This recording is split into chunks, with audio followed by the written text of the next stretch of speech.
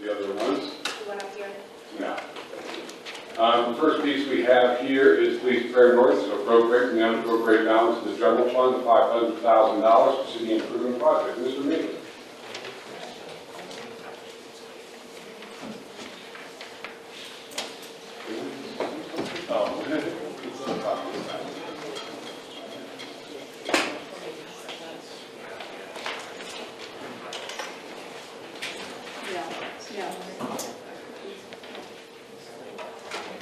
Yes.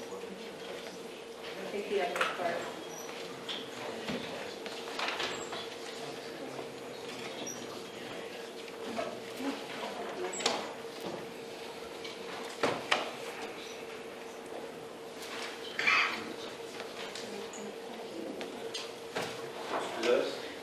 This is for $500,000 for 14 Lincoln Way East and 20 Lincoln Way East.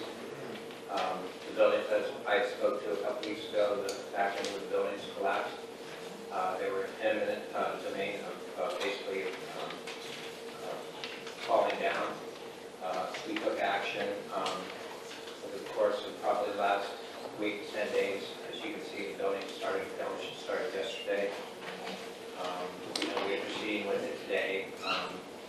Currently, the estimate for the demolition is about $457,000. The latest estimate we have. There's some contingencies built into that price.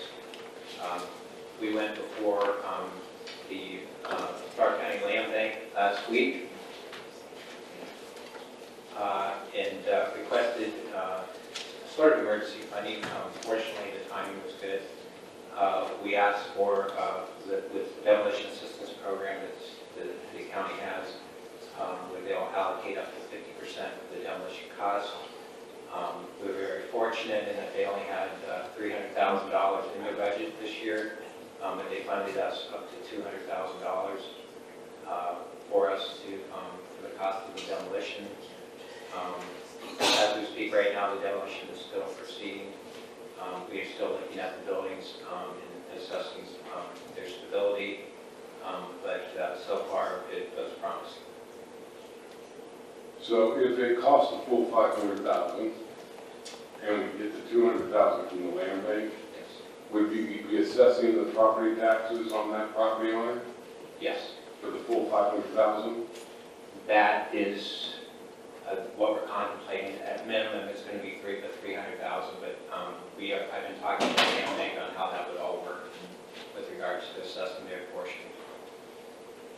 So the land bank would not require that you assess their $200,000. I haven't seen their contract yet. I talked to Bob now last week about it. So once we see their contract, whether they would require us to do it, whether we would just want to do it, or whether we would get the money back, or they would get the money back, I'm not sure how that's going to play out. But if they don't require it, we could assess it. We're given the precedent set this evening, we just assess the full $500,000 I believe we can. ourselves. Any other questions? Mr. Lombardi? So looking at the legislation that we just, that just failed, if we would assess the other two buildings and we got reimbursed, let's say the $120,000 and we forgave, whatever, could that money be put towards projects like this as well? I would imagine it could be put towards a project. And then you can still make the assessment, Yes. to this owner, as, in the same way we did the other one. I mean, we're going to assess this anyway, and we're talking about using state grants, so why couldn't that grant be, which is what I brought up to you before. Absolutely. We assess, and then, we can assess the full value and then forgive part of it, and then use that going forward for other projects that the city needs to have totally down. And that way the money gets used, and it's not just put in somebody's pocket. I know the conversation we had with Marty. I mean, one of the compromises I had talked, I think, was to, going back to the other one, was to possibly do some type of assessment of a 50% assessment on the property. That would, at 175, 180, that one might be 85 to 90,000.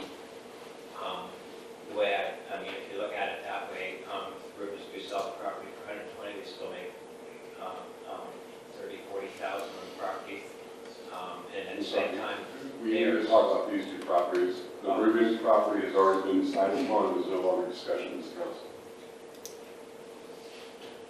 Fine.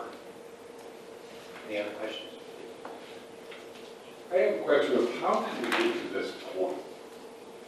And I don't want to stir the pot any more than I have to, but I'm sorry, I have to make these comments. I constantly, council, we hear from code enforcement about our need to impose fees on residential landlords to do this or do that, yet we literally have two buildings in downtown that are crumbling. How did we get to the point that they were not mandated to be repaired or torn down prior to the point of having back walls? Well, I would think we have our building superintendent here, he can answer those questions, but there are limits with the building code, and I think he's better to address this than me with regards to what we can enforce and what we can't. Or can we have him address those?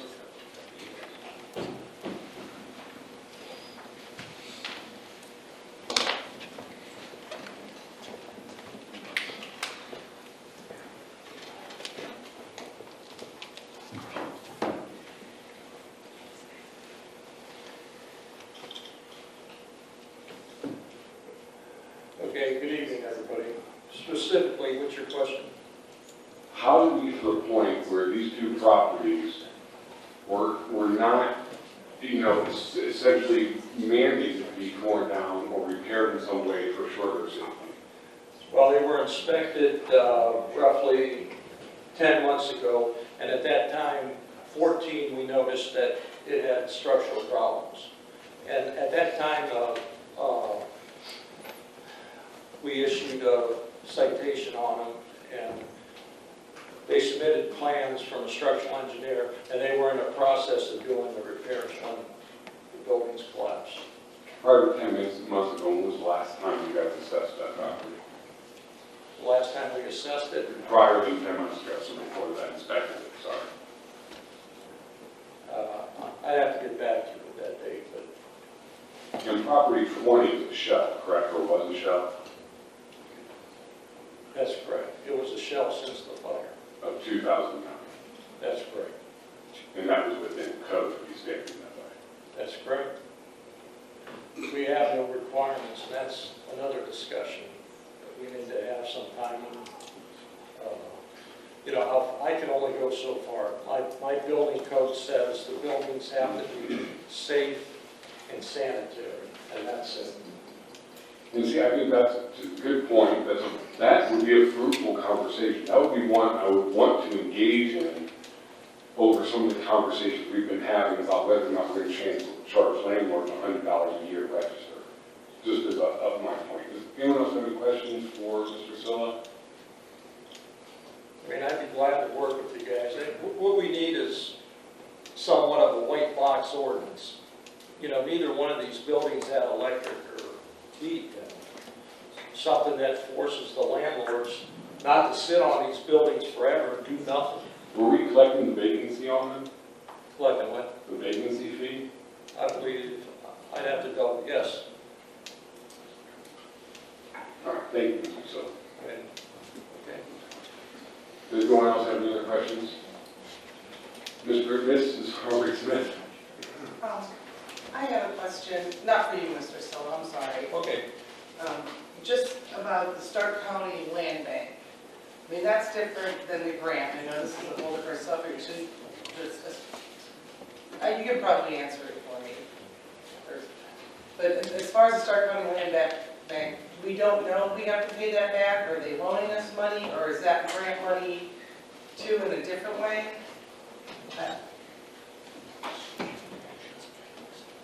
It's for That is basically a grant to us for up to $200,000 demolition cost, 50% But demolition. it's not the same program as the No, others. no.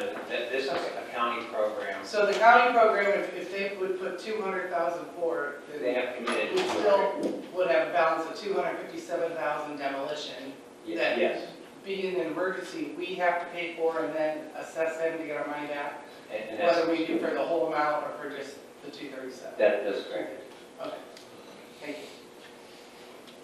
Councilman Sluse? Thank you, Mr. Lewis. During the demolition, if there's damage to the adjacent buildings, who's responsible for that? With demolition, we talking about either 14. 14. Well, basically, at this point, the property owner is the same owner, and he's responsible for the demo, so he's going to be responsible for his. We're 14 and 20, correct? 14 and 20, property owner. So if 10 or 24 is damaged during the process, who's responsible to fix the damage? Well, actually, if there's problems with the demolition, there's certain restrictions with regards to the demolition contractor. But, for example, if there's an issue with the walls or something, there's some damage, the property owner we're taking it down, but it's the responsibility of the property owner. We're going back on the property owner because he's the one that created the issue. So if we have to repair, we probably will have to repair some of the building on the Duncan building. So we can, at that point, we will repair the building and then basically put that on the property owner, which is Mr. Cow. That answers your question. I'm talking about for 10 and 24. Correct. That's what I'm saying. So if there's some damage to the wall on 24, or even if there's going to have to be some issues with regards to the wall itself, because it's an inside wall now. So you're going to have to do some things to make it create more of an outside wall, you know what I mean? Maybe some tuck pointing and stuff. That stuff will be done on the 24 building and on the 10 building also. But the difference between the two is the property owner that owns 14 and 20 also owns 10. So, I mean, it's up, if he can repair it or we can repair it for them and then assess him anyway. You know where I'm going with that. So it's sort of. Yeah, there's an ordinance, I don't have the ordinance in front of me that states we have to repair party walls. So that's basically a party wall. And because of the 1341.13. 1341. I found it, Yeah. yes, after they told me I had to pay for it. So basically at that point, we will basically fix the wall and assess the property owner that did the damage with the collapse of the buildings. Okay. Thank you. I hope that answers your question. All right, I'm signing this to be on the agenda on Monday, and hopefully we can move forward considering it's already moved back. All right, next, please prepare legislation appropriate from the unappropriated balance of the Economic Development Fund, $30,000, and this is to fund economic inducement grants for the year. Remember, we kind of do a balloon allocation, and then it comes through Economic Development Committee for disbursement as different grants are given. Are there any questions? No?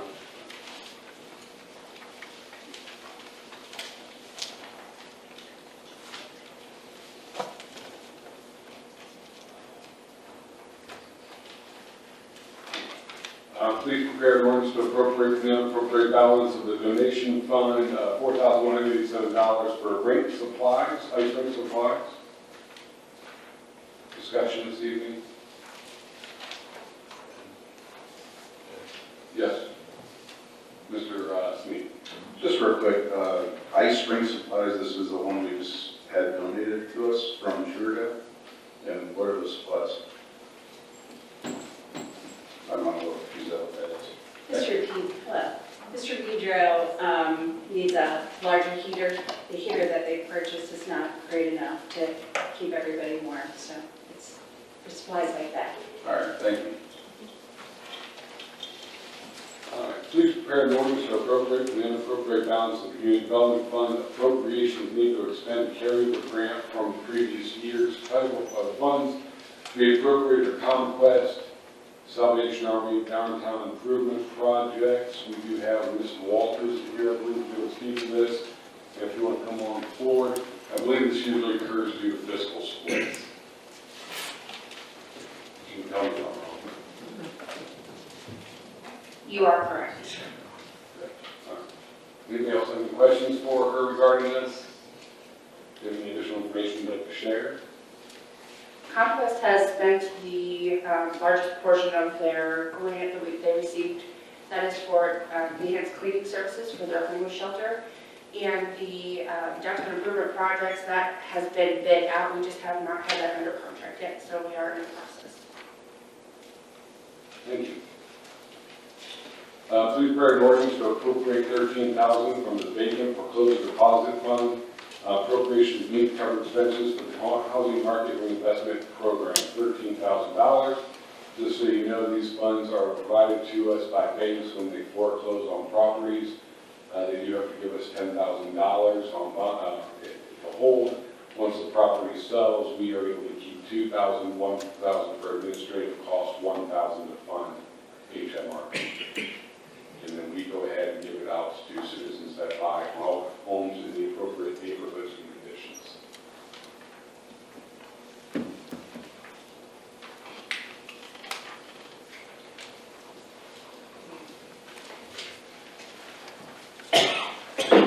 For transfers, we have one from wastewater. Is reducing it by $421,894 and placing it into sewer improvements.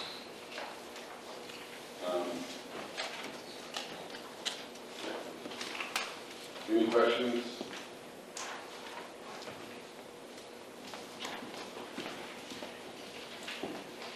All right, that is all for finance. How about community development? So I have one under old business, it was a public hearing that we had this evening, and I have one item that falls under new business. Please prepare a resolution reversing the decision of the Massillon Zoning Board of Appeals made on January 12, 2023, denying a variance, case number 2023-1, for the Massillon Zoning Code requesting to operate a home-based occupation of a licensed massage therapist at 300 Taggart Avenue Northeast, Massillon, Ohio, parcel 612447, in an R-3 single-family zone district. The appeal of this decision was filed with the clerk of courts on January 17th. So this will be placed on the agenda if we get 2 members to sign for first reading on February 6th. And that's all I have.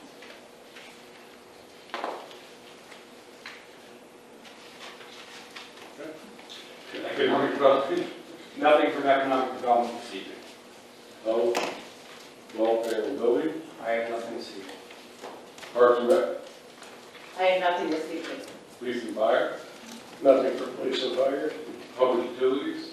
Nothing tonight. Rules and courts. I have nothing tonight. Streets and highways. Nothing for streets and highways. This work session is concluded.